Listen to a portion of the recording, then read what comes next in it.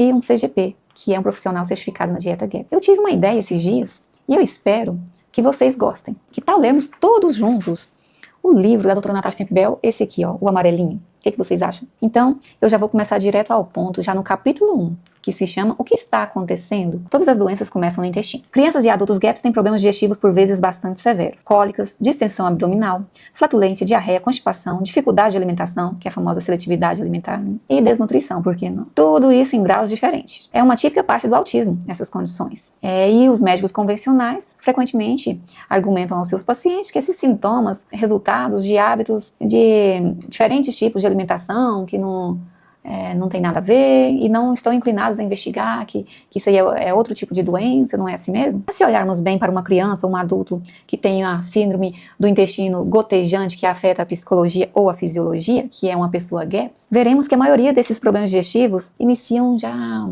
no desmame do neném. Já no desmame. Porque enquanto ela mama o leite da mãe, ela ainda fica um pouco melhor. Ricos em carboidratos ou até pior, carboidratos processados, né? Nem carboidrato natural. E sim aqueles bem industrializados mesmo. E começam a reparar diarreia, constipação, que já tiveram início já no 2º ano de vida do bebê.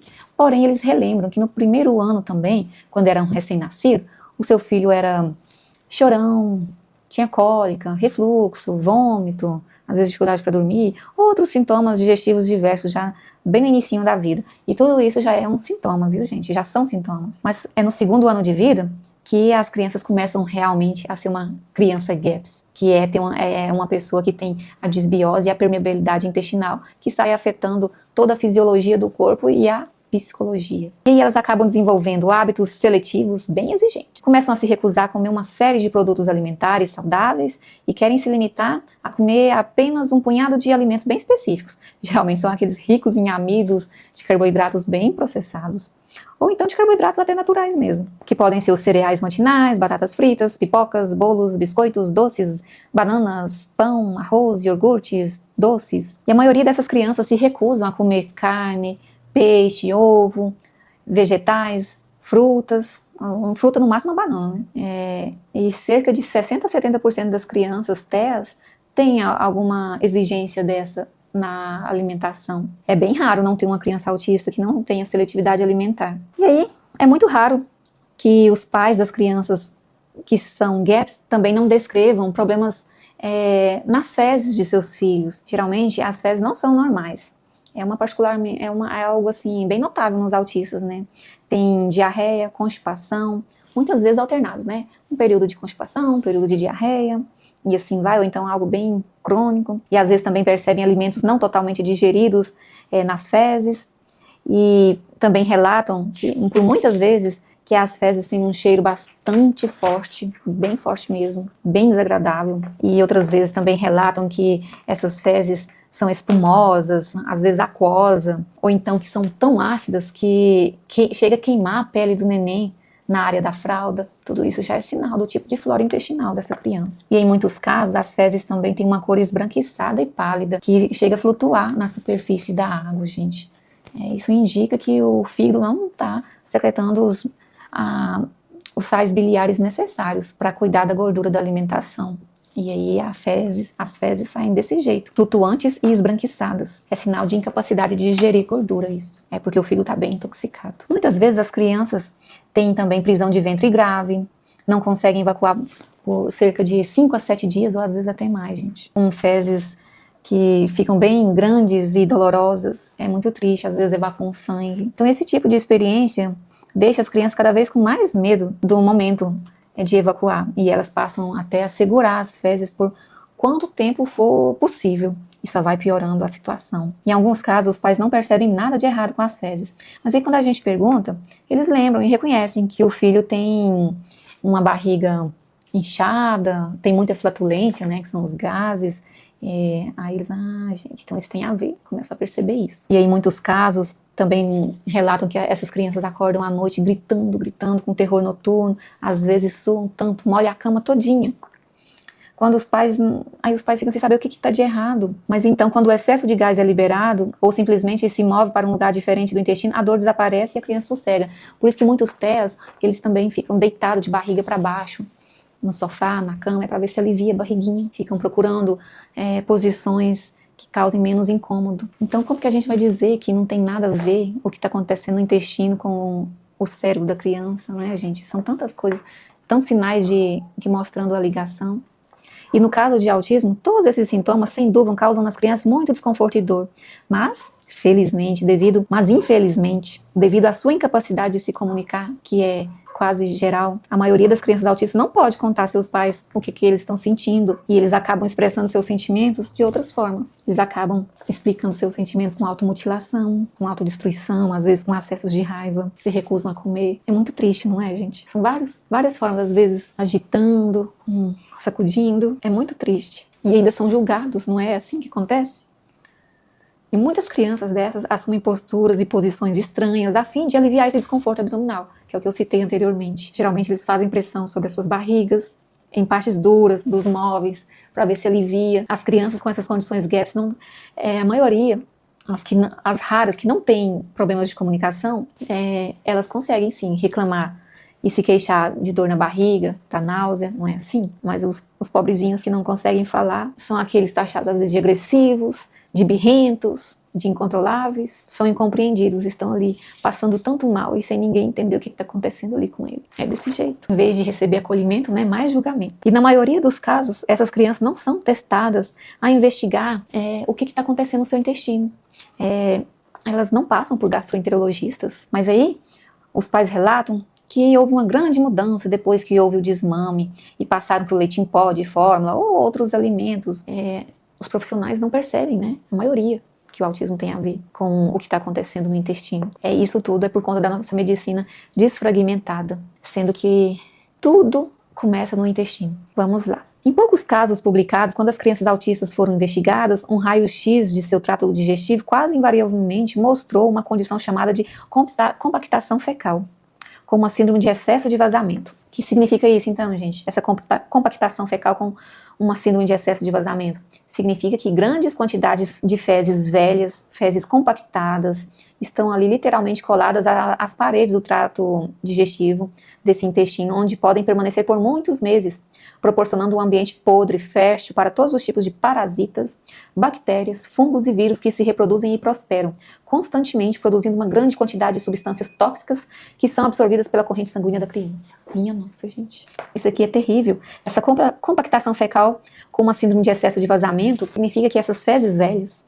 grudam na parede do intestino e elas formam ali uma película inflamatória que é como se fosse uma casinha perfeita para todos os tipos de micro-organismos oportunistas a deteriorar a parede intestinal, onde os alimentos não totalmente digeridos passam para fora, para a corrente sanguínea, gerando as alergias alimentares. E pior, essa flora patogênica, chamada de disbiose, composta por parasitas de todos os tipos, vírus, fungos, secretam toxinas. E as toxinas dessa flora patogênica é bem terrível. Gera vários sintomas que a gente conhece como autismo. Por exemplo, os parasitas, eles secretam ureia, morfina, histamina, os fungos micotoxinas.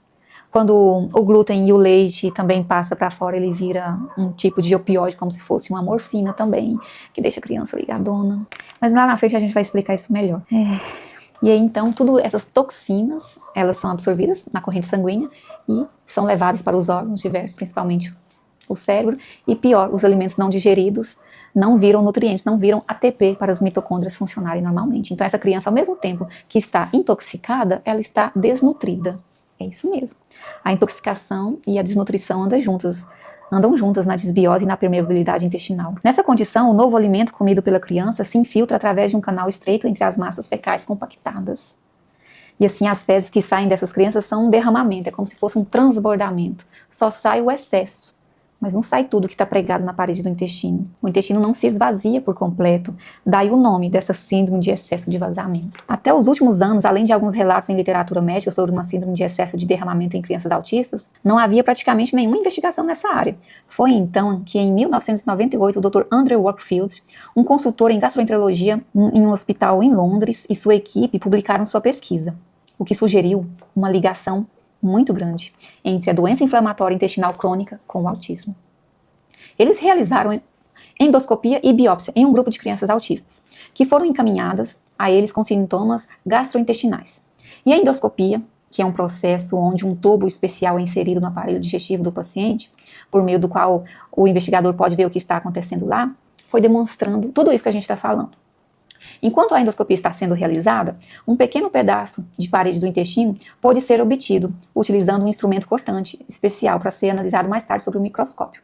Isso então é chamado o quê? De biópsia. Isso é uma biópsia. Como resultado de sua pesquisa, o que o Dr. Wakefield descobriu, juntamente com a sua equipe? Eles identificaram uma condição no intestino dessas crianças. Eles deram o nome de ileal, linfóide, hiperplasia nodular e colite não específica. Vamos ver o que isso significa? Primeiro vamos olhar para o ileal, linfóide e hiperplasia nodular. Íleo é o nome dado aos últimos 3/5 do intestino delgado. A principal função do intestino delgado, em geral, é a absorção do alimento. No entanto, a absorção de alimentos não acontece muito no íleo. As paredes dessa parte do intestino delgado são embaladas com um grande número de gânglios linfáticos, chamados placas de Peyer, que são pequenas, redondas ou estruturas em forma de feijão, que variam em tamanho de 1 a 25 milímetros. Estes gânglios linfáticos são uma parte muito importante do nosso sistema imunológico. Sabemos das duas principais funções que ele cumpre. Deve ter muito mais, só que a gente não sabe, né? A primeira função é filtrar a linfa, um líquido do tecido proveniente do íleo e removendo as bactérias, vírus, fungos, células mortas, incluindo células cancerígenas. Então esse íleo, ele ajuda a retirar muita coisa ruim do nosso corpo. As toxinas que esses parasitas geram, e então é um bom lugar para olhar, porque os agentes infecciosos específicos podem estar espreita em seu intestino, porque os gânglios linfáticos são como uma prisão para vírus, bactérias, células mortas e fungos. Quando eles não podem destruir, o que os nossos gânglios linfáticos fazem quando eles não conseguem destruir parasita, bactéria, vírus, fungo, células mortas cancerígenas e as mais diversas toxinas? Eles fazem o quê? Aprisionam. Fagocita. Assim, quando gastroenterologistas realizam endoscopias, eles sempre tentam obter uma amostra destes gânglios linfáticos para ser examinada ao microscópio. Isso é o que o Dr. Wakefield e a equipe tem feito nesse experimento. E a segunda função dos gânglios linfáticos é a produção de linfócitos, que é um grupo grande de células do nosso sistema imunológico, com uma das principais funções de lutar contra as infecções. São os nossos guardiões, os nossos policiais, os nossos defensores.